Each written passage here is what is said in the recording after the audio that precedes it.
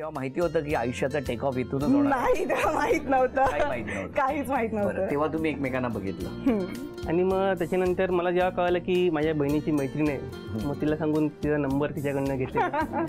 शाळेत काय ऍडमिशन चालू होते? ही गोष्ट 2003ची होती. त्यानंतर मग कॉलेज फेस्ट प्रिपरेशन चालू होती. ती कॉलेज फेस्ट सोमयालाच होती. अच्छा.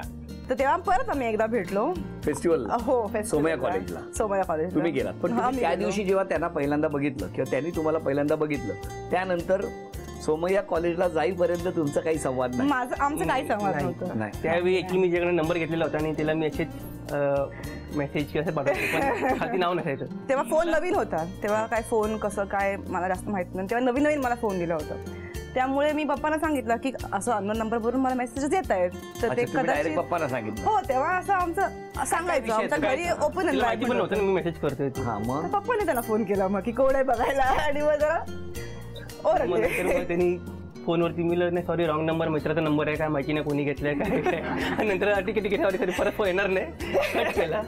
आणि त्यानंतर मग नाही, पण मला सांगा की जेव्हा त्या म्हणजे आताचे सासरे बुवा त्यांनी तुम्हाला तेव्हा जेव्हा फोन केला तेव्हा फक्त काही बोलले का तुम्हाला? रागावले? हा, रागवले की असं काय कोणाचा नंबर आहे. मी तुम्हाला कळालं नंबर तिचा फीड होता माझ्याकडे आणि त्याच मोबाईलवरून फोन केलं.